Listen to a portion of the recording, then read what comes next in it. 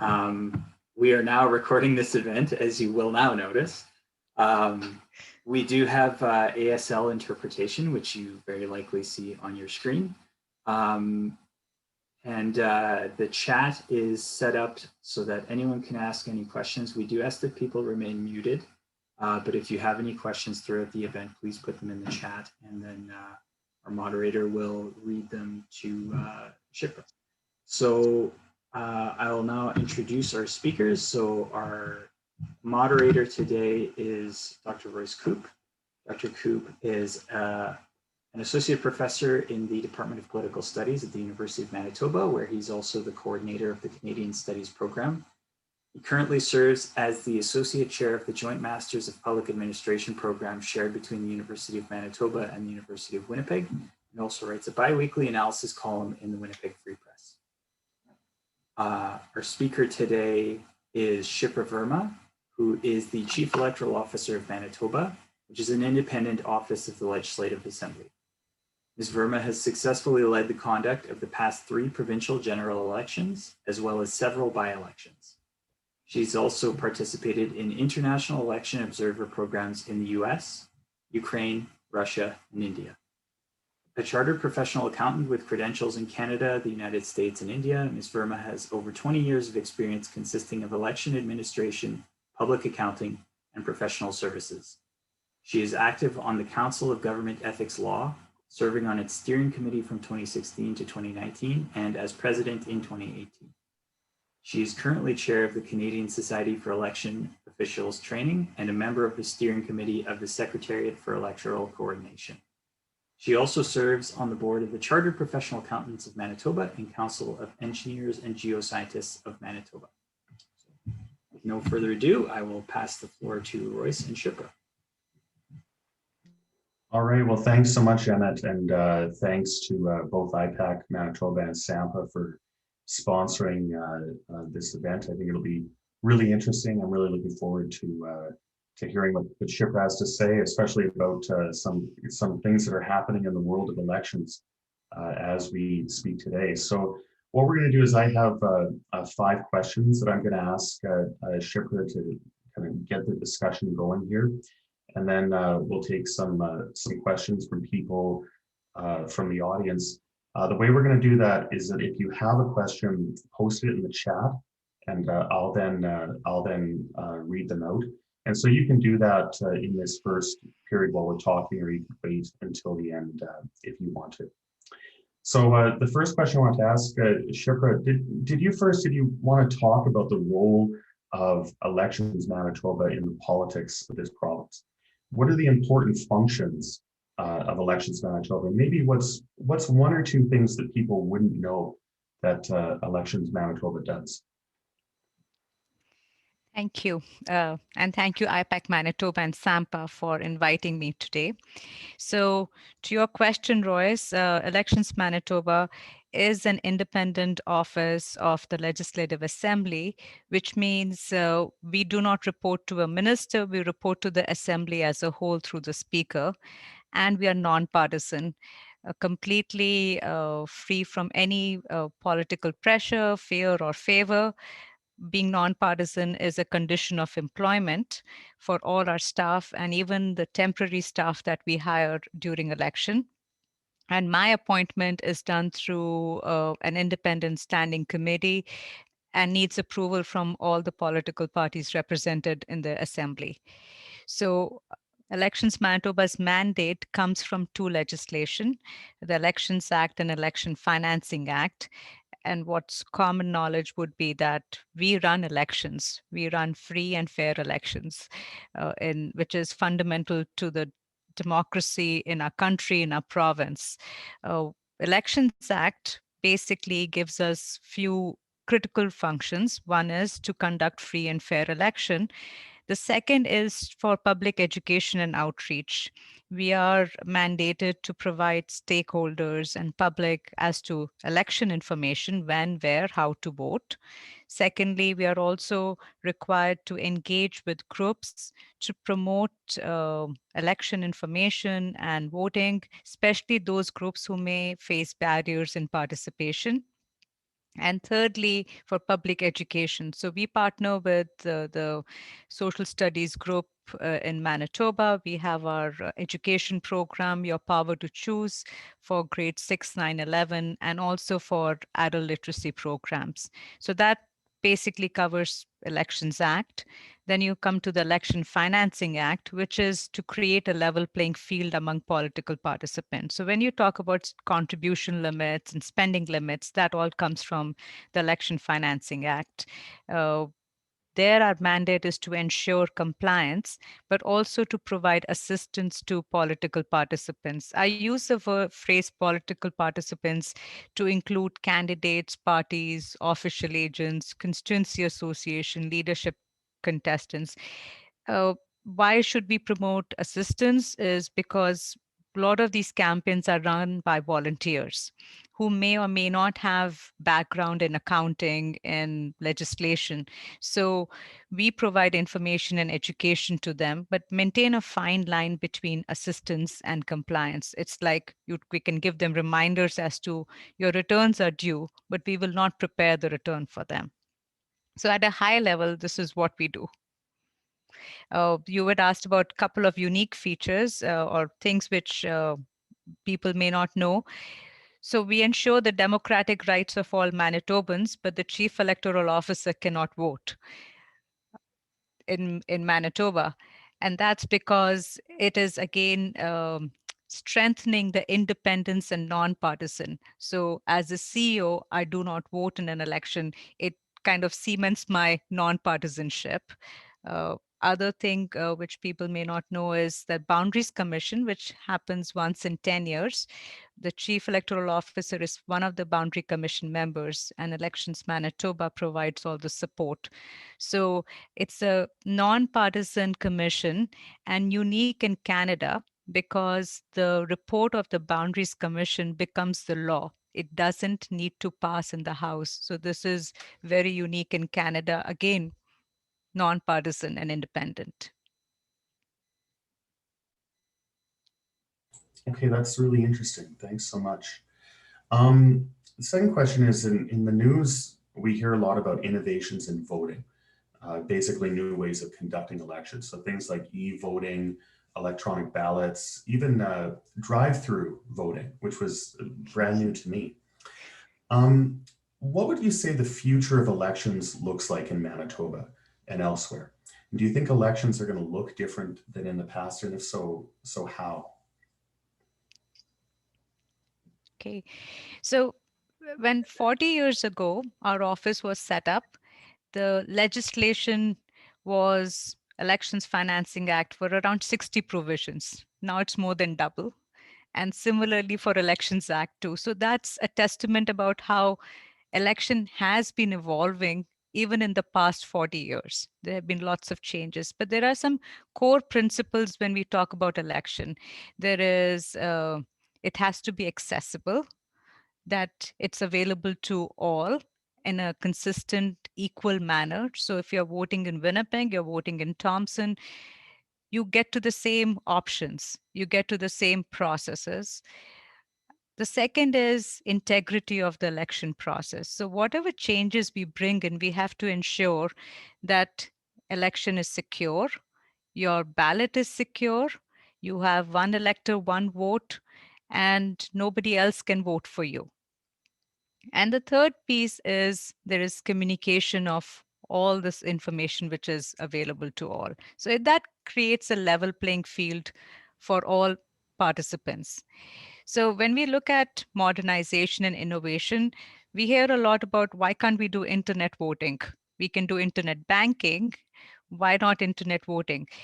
And the main thing is in internet banking, if you have an error, if your deposit goes away, can you recover it? How critical is it for you? And there are lots of checks and balances. Yes, there are chances that you can recover it, but there are also chances that you might have to forego it. But how critical is it?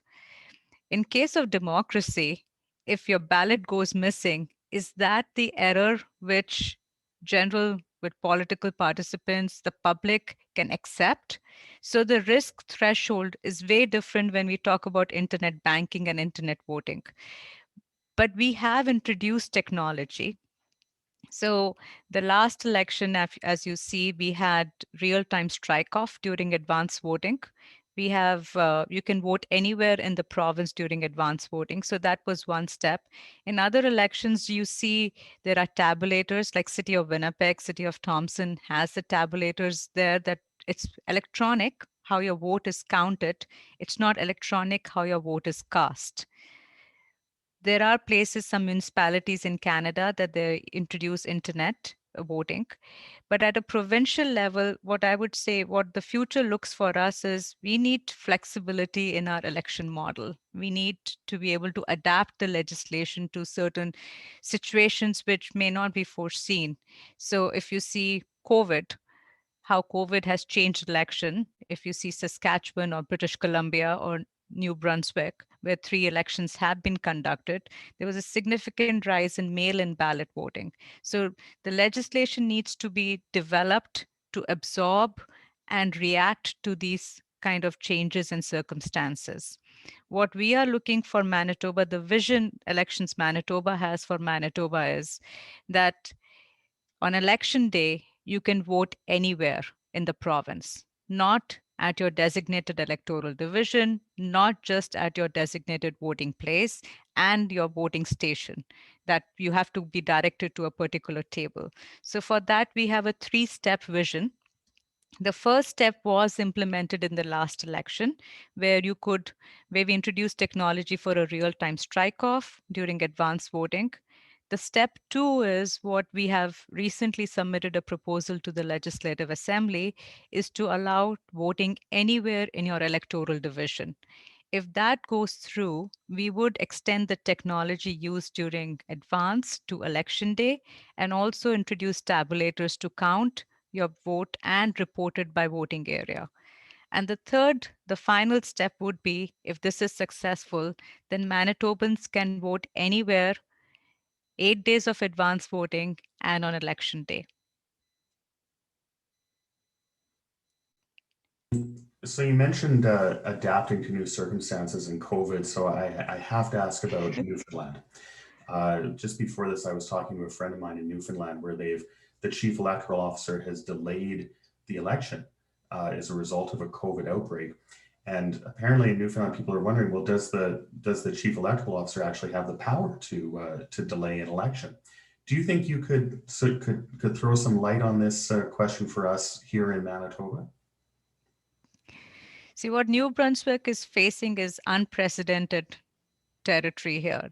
Nobody could have imagined that COVID situation was there in other jurisdictions too, but the way it would lead to lack of staff, lack of resources to actually conduct in-person voting. When we talk about elections, for a voter, the process is very simple. You get your card where to vote, you go to the voting place, you confirm your identity, you are issued a ballot, you mark your ballot, and you put it in a box. We get the results tabulated and we report the results. But at the back end, there is an extreme level of detail and preparation which goes on. There are so many moving parts. There are so many stakeholder expectations that you have to maintain. So I cannot comment on the legislation which is present in Newfoundland, but in Manitoba, there is a provision in the Elections Act which allows the Chief Electoral Officer to recommend postponement of election. So if there are circumstances which are beyond where I feel that the election cannot be conducted in a free and fair manner, where all voters may not have the opportunity to vote, so there is accessibility is compromised or integrity is compromised, I can recommend postponing an election. So from Newfoundland to the United States, we've all been paying attention to the recent elections in the US and its aftermath. And I think it has led to some concern and some worry. I'm wondering if you could provide a comparison between Canada and the United States when it comes to elections and election administration. Are there important ways in which that differs between the two countries? There are significant differences in way election is administered in United States and ourselves. But I do want to throw a number before we get started on this. Uh, the rough estimate of money involved in US election in the campaigns total was $14 billion. US 14 billion. The amount Elections Canada spent in administering the election, including reimbursements to candidates and parties, was $500 million.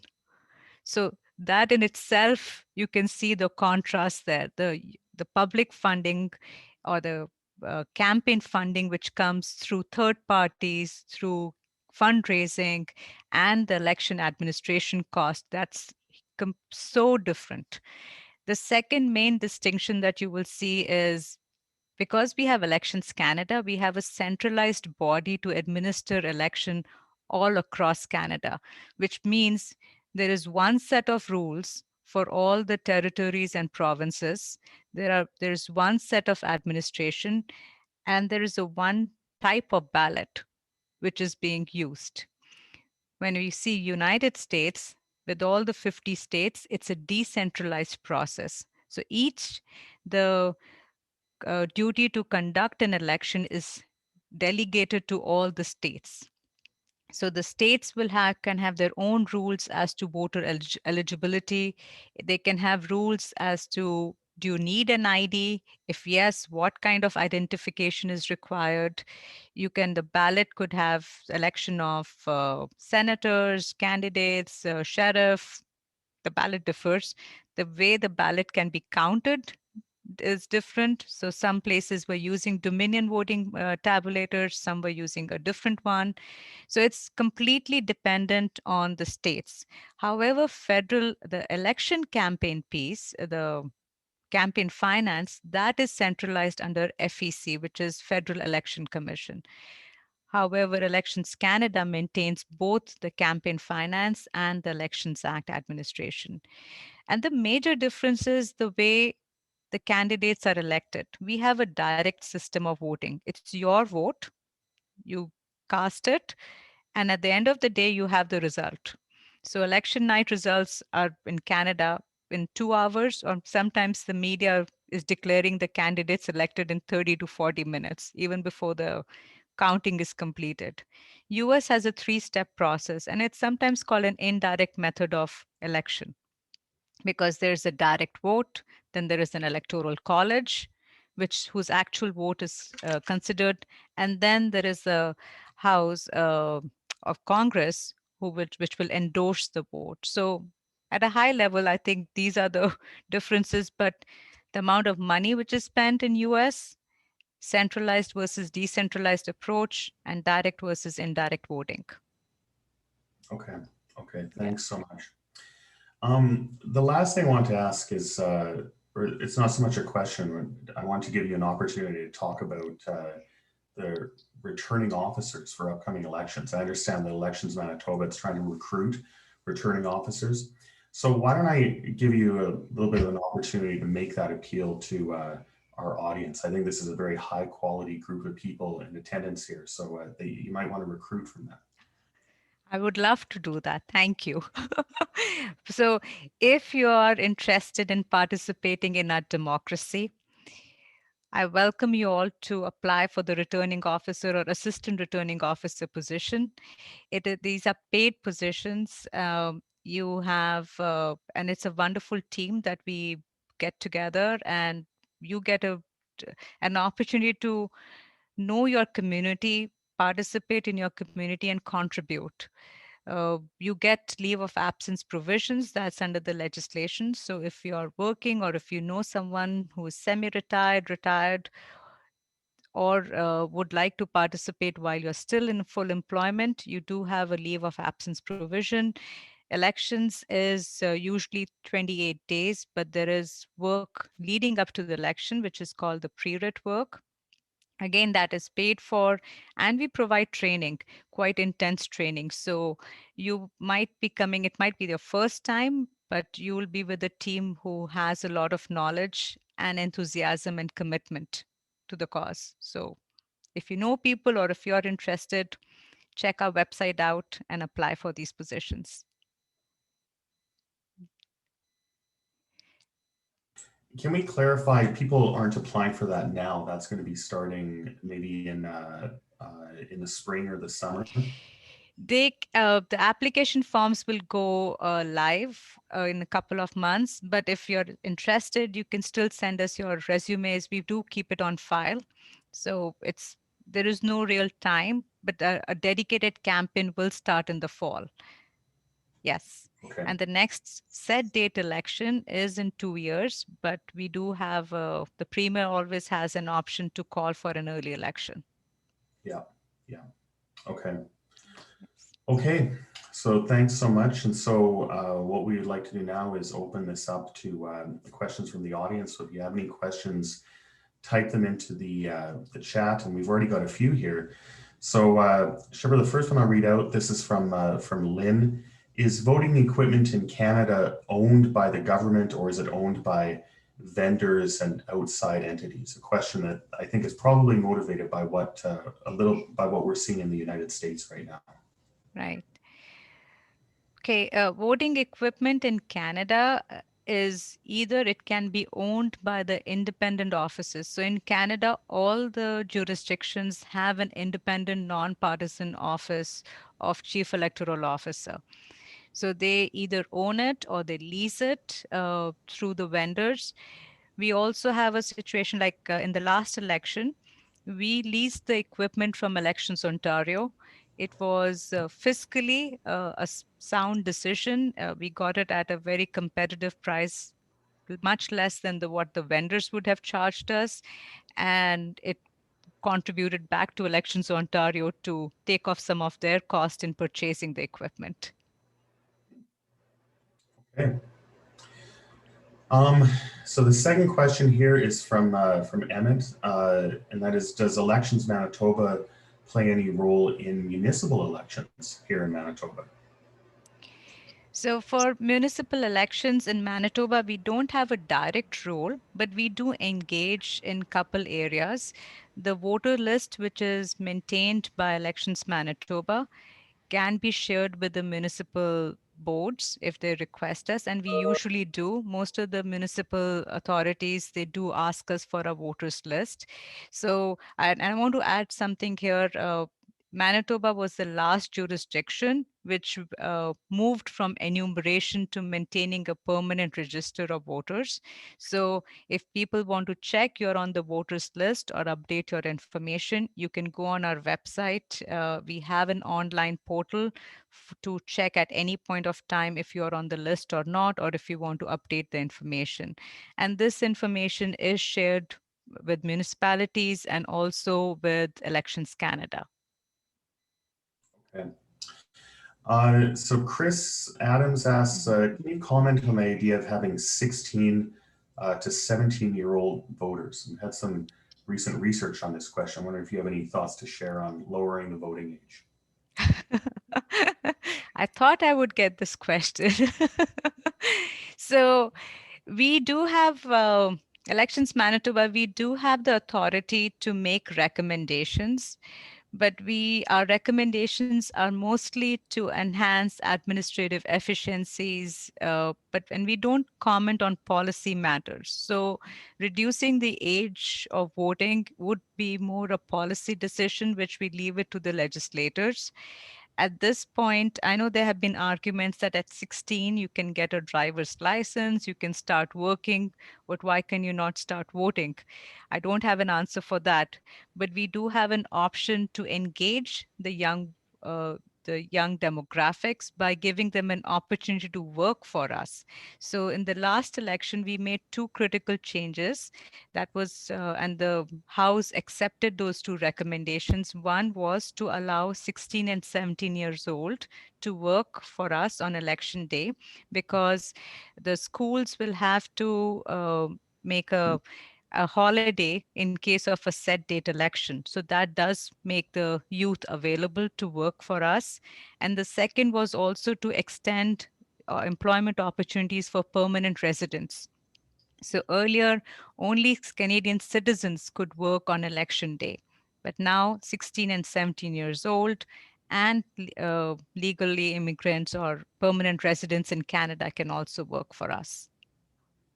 It's interesting. I'm curious. You would think I would know this, but I don't. So there's a limit on voting, but is there a limit, an age limit on running? In order to run for office, do you have to be a certain age? I think you have to be 18 years old. You have to be eligible to vote in order to run as a candidate. Okay. Yeah. Okay.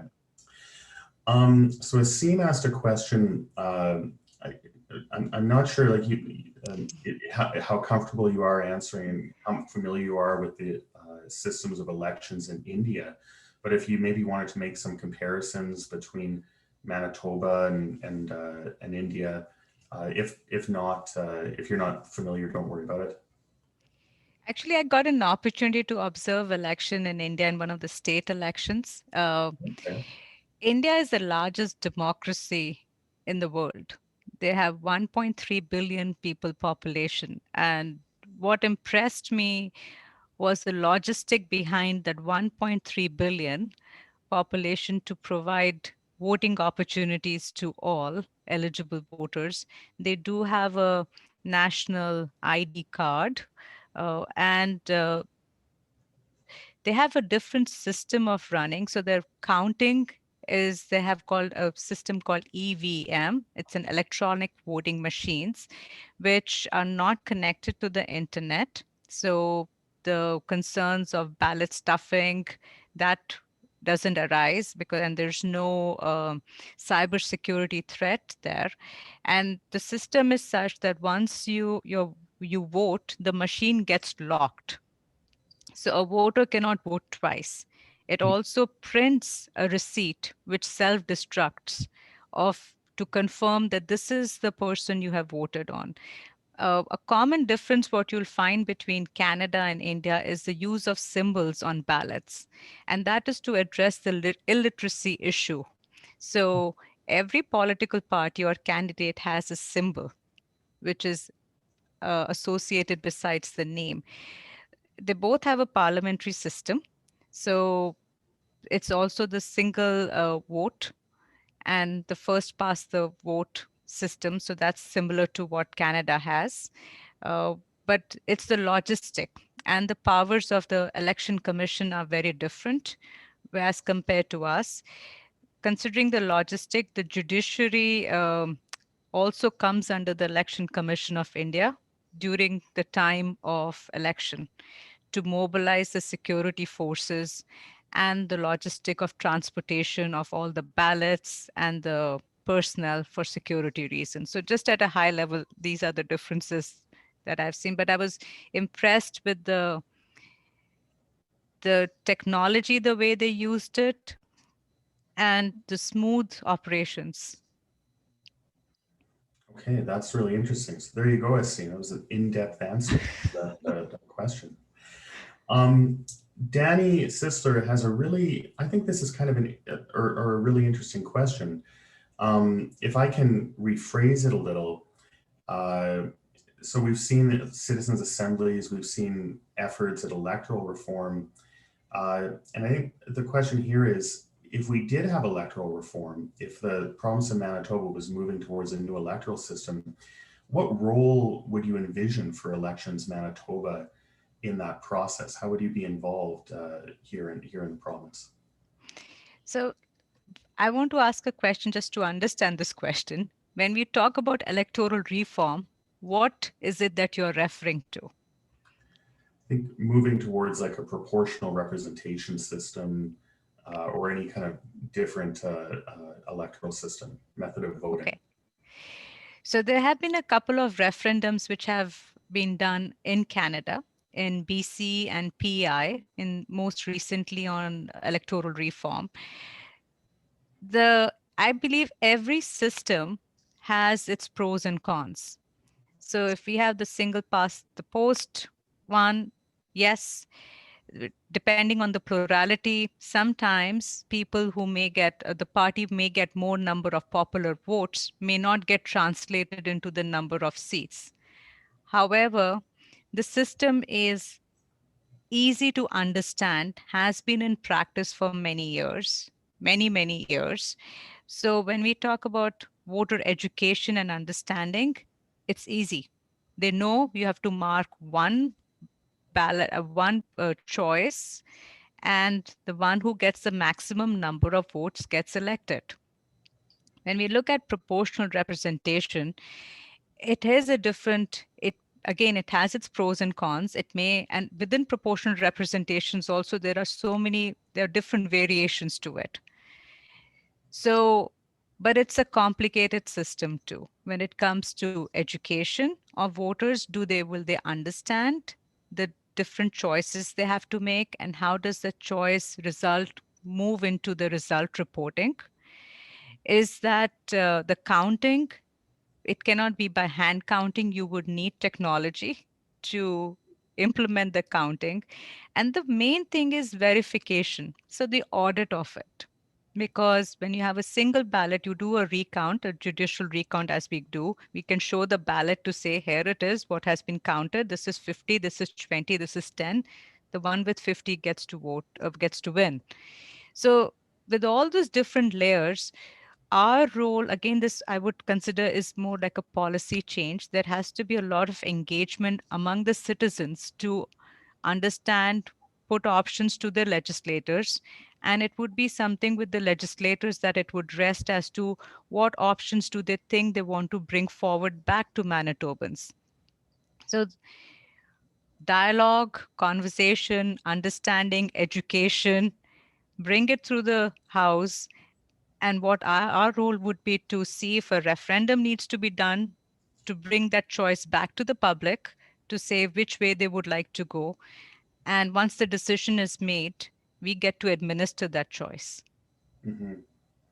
So that's really interesting. The electoral system we have is pretty simple in terms of actually voting, in terms of counting the votes, but switching to a more complex system with a giant ballot and complicated ways of voting would make your job quite a bit harder, I guess. It's not about my job becoming harder or not, because my job is to administer the legislation. You give me a complex job, we'll do the complex job. Yeah. But it is the job to ensure there is engagement among stakeholders. The two referendum which were conducted, both were defeated. So it is something that you need to have that buy-in from the voters that they want this change. And that change has to be communicated back to the legislators. That is done through the referendum process. So if it becomes complicated, we'll figure it out how to do it. Right, right. Yeah. Yeah. Um, this person is asking, does Elections Manitoba have any authority to make provincial election days a province-wide holiday? Or would this be a matter for the provincial government? Well, this is a recommendation that we have considered in making. So this would not be a policy matter, but to get to a kind of a middle ground, the province, the House did agree to make in-service day mandatory for schools for a set date election so that we could use schools on election. Oh, okay. Yes, because there were some concerns which was being raised as to schools when the school is running. There are strangers who might be coming in the building. There could be a security issue. There are also administrative issue as to parking uh, and availability of space. So the House did agree that mandatory in-service day will be there for schools when there is a set date election. Can I ask you to clarify, because I heard you talking about this earlier, but I missed it because I was reading the question. So right now in Manitoba, we can vote at any polling station within our electoral district. Is that correct? No. Okay. Right now, during advance voting, you can vote anywhere in the province. But on election day, you have to go to a designated location and a designated table in that location to vote. What we are proposing is that on election day, you can vote anywhere in your electoral division. So that proposal is with the House. And actually, we are going in for next week. We are providing demonstration on how this process will work. So we are hoping to get a decision. And if the decision is yes, then we'll start working towards that for the next election. Okay, okay. So move to Matthew was asking about misinformation about elections not being free and fair. He has some data showing that Americans have some concerns about the conduct of elections that are probably ramped up by former President Trump's comments recently. The question is there any concern with misinformation being spread online and elsewhere about the integrity of elections in Manitoba? And maybe you could tell us a little bit about anything that Elections Manitoba does to address these concerns and address the question of integrity of our elections process. Okay. I think first I would like to congratulate the election administrators in US. They showed a lot of courage and integrity Yeah, in withstanding the political pressure quite a few of them faced. So, and it is reflective of the job that we are doing, that there could be situations, but the position is that's why it is an independent office and a nonpartisan office. So what they did in US is something that was an example of how election officials work uh, and deliver such an important mandate.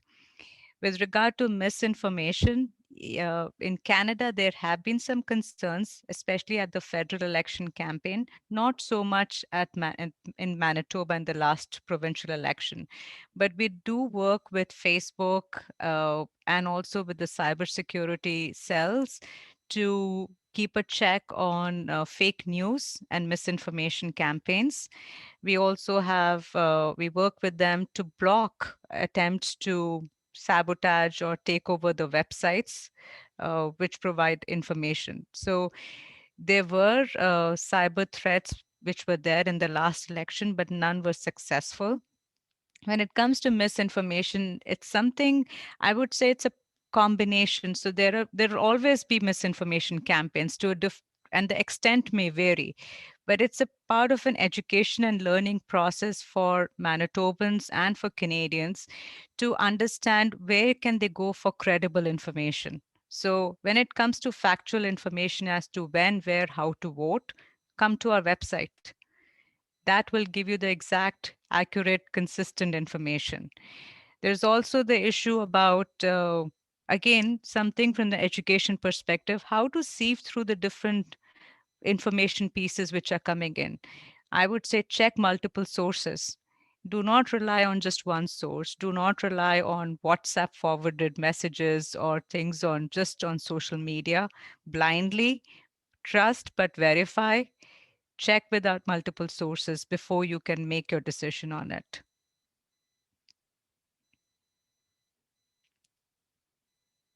so Elections Manitoba is involved in the conduct of elections and voting and also financial questions too, Yes. spending and raising money. Um, I had a couple of questions. How big of a role is that? You know, we know that elections agencies have taken on more of a role when it comes to finance spending. How big of a role has that become for Elections Manitoba? And is Elections Manitoba involved in party nomination contests at all in terms of monitoring finances or any of that sort of thing? Okay. So every candidate who runs, uh, who wants to be nominated, may withdraw or runs as a candidate, all of them have to file a financial report. So we got around 250 campaign returns after election. You have 2 months post election to close your accounts, and then 2 months after that to file an audited return with us. Once we get the returns, within 15 days, we have to release half of the reimbursement. So it's quite an intense time period for us to review all the returns to ensure that 50% of reimbursement can be released right away. And then then we have time to review the returns more in depth to ensure they're compliant with the Election Financing Act. And I'll go a little bit on a technical side. So when audits are done of the return, there are financial statement audits, that which is basically saying you have supporting documentation for the amount that you're reporting. When we do a review, we do a compliance review with the legislation. So if it's a $5,000 contribution limit, we have to go through the contributions to ensure no contribution is more than $5,000. Just an example. The other big ones are spending limits, because spending limits have been created to create that level playing field among the political participants. So ensuring that no spending is more than the spending limit. And if it is, then it is referred to the Commissioner for Investigation and Prosecution.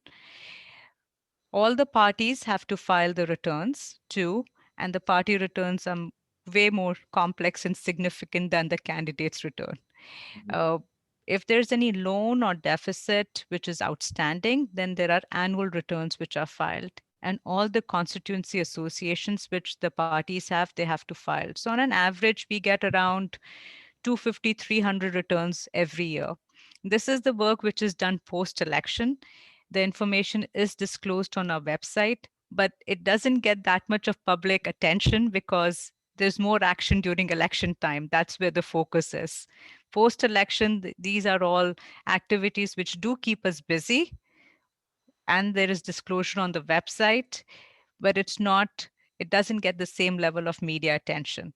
But I would say campaign finance is a critical piece in the free and fair election, because without any spending limits or without any contribution limits, the power and influence of money has the potential of impacting the freeness and the fairness of an election. Mhm. Um, Thanks for that. So Chris Adams has a great follow-up for that. So uh, we learned before your background is as a chartered accountant. Is this common for chief electoral officers, and how do you think this has helped you perform your duties as chief electoral officer? So it is not common for a CPA to be a chief electoral officer. I'm the only one in Canada with a CPA background to be a CEO. Uh, I joined Elections Manitoba in campaign finance. And that election work intrigued me so much, and I was just I loved it. It has helped me. A few years ago, we rewrote the Election Financing Act in plain language. So having a accounting background and understanding the legislation, so I think it helped me a lot in contributing in the writing of the legislation in plain language. The legwork was done by the Legislative Council, but to interpret the legislation and to provide the application aspect as to why we need this legislation, to understand the principles and putting them into practice, my background has definitely helped me into that. Yeah, that's really interesting. Um, so Matthew McCaution has a follow-up. The question of monitoring misinformation on Facebook. Uh, could you maybe elaborate on that a little bit to talk about how that actually happens, how Elections Manitoba keeps an eye on that? So we work with the federal agency on cybersecurity, and Elections Canada. They provide us with contacts with Facebook, and Facebook has a representative to work with us. So in case we do find a misinformation campaign, uh, we can contact Facebook to get more information. I don't think we put that into practice because there wasn't a significant concern in the last provincial election. But what the rules under Election Financing Act is, which we communicate to all the candidates, that any information which is published, we need to know who has published it. So if you see ads which come on TV, at the end it would say political ads. This message has been authorized by the financial officer of this party, or this message has been authorized by the official agent of this candidate. If in the next election, take a look at the posters where it says vote for Joe Smith, at the bottom you will see who has authorized this information. So if there's a campaign on Facebook, they have to ensure that Facebook page has this due authorization and disclosure. This ties back to the campaign finance reporting, because whatever you are publishing, you have to account for it. At one time, we used to track, when there weren't that many sort mediums for communication, we could track how many ads have been printed. And when the returns would come, we would match it with that. So if I know in Free Press, Joe Smith's campaign did 5 ads, when the election return was filed, we would see the support for 5 ads. If it is missing, then we could go back to the campaign to say, you haven't reported your expenses completely.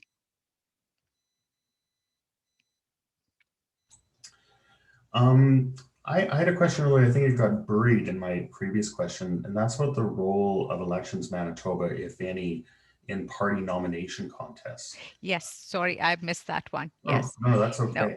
Uh, Manitoba doesn't have a role in the party nomination. We do have a role in the leadership contest. Federally, under Elections Canada Act, they do monitor the nominations too. Okay, so Elections Manitoba is involved in leadership campaigns, but not the local nomination contests. Okay, that's Correct. really interesting. Okay, I think we've come to the end of our questions here. Does anyone have anything else they want to shoot into the comments? Last chance. Royce, I see a question. It was in the follow-up on holiday question. Can I answer that one? Yes, I'm sorry. Yes, this is for the person that asked about holiday voting. Correct. And the question is there any concern that turning election days into in-service days that might hinder some parents' ability to vote? So we actually have a campaign of bring your child to vote, because we want to promote democracy uh, and promote the habit of participation at a young age. So parents can bring their children along when they come to vote to see how the voting process is done. They do get future voter stickers and promotional material for them. So I don't. It's a question as to, it promotes employment and engagement for young voters at one end. You can bring your child to vote. It makes the voting places more accessible and available on election day, because these are places which are accessible for people with disabilities. Most of the schools have ramps, they have dedicated parking spots for people with disability. So they are important locations to be used for election. Okay, thank you. And taking your kids to vote is a great thing to do. I highly recommend it. It's a good civic exercise. Um, I actually did miss a question. I'm sorry about that. It's from Emmett. So he'll kick me out if I don't answer. Does Elections Manitoba have a strategy for increasing voter turnout? Ah, so voter turnout is quite a complex uh, piece of it's not dependent on one factor. There are many factors which go in voter turnout. When we ask people about reasons for not voting, there is one section which says there could be administrative reasons, which is around 11%. But the biggest section for not voting is people who are disengaged. They don't believe their vote matters, or their vote counts, or they don't have information as to how to make a choice as to who to vote for. And that begs the question as to, how do we engage voters? How do we get them into that dialogue or conversation as to your vote matters? Every vote count. We have had one election where the candidate won by 3 votes. So if you tell me your vote doesn't count or matter, it definitely does. Ask the candidate who won by 3 votes. Those 3 votes did count a lot. But again, I would encourage, have those conversation with your family. When we ask people what led you to voting, most of the common responses, the my family contributed to it. there was a habit of voting in the family. They had those dinner table conversation. There is that engagement which starts at a young age. They've seen their parents, their family members vote. So that builds that civic sense that it's an yes, it's your right to vote, but you also have a duty to vote.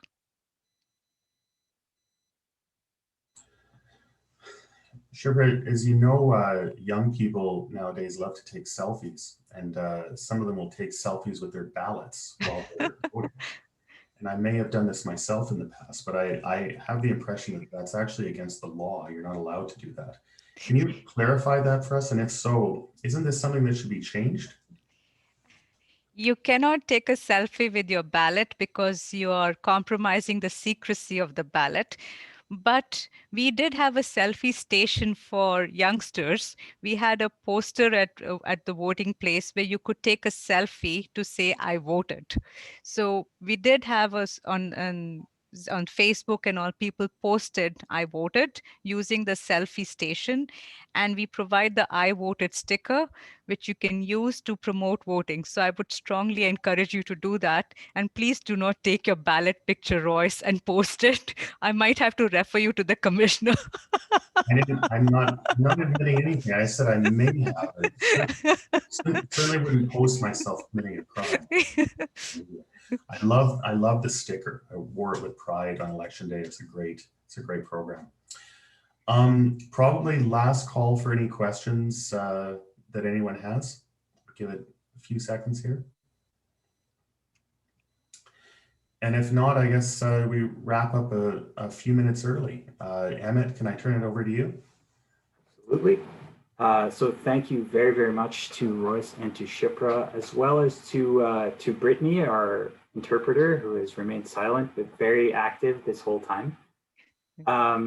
Before we go, I will invite you to follow IPAC on social media and look us up on our website at ipac.ca/Manitoba. We have other events upcoming. We're working on an event for another 40th anniversary, the 40th anniversary of the Francophone Affairs Secretariat. And we are also planning for our March AGM. I'd also invite you to follow SAMPA.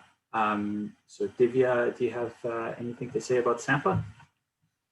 Yeah, quickly. Hi, I'm Divya. I am VP of Communications and University of Manitoba Graduate Students Association representative for SAMPA. If any of my fellow students who did attend, and I know because I see your names, want to be involved with SAMPA, please reach out to us. Our email is sampaexec@gmail.com. We'll drop it in the email that IPAC will send out. And follow us on Instagram and Facebook. We're available everywhere. And reach out to me. We're happy to hear from you. All right, so with that, I thank you all for participating, and reminder that this video will be posted on YouTube at a later date, and have a great rest of your days. Thank you. Thank you, Royce. Thanks so much, Shipra.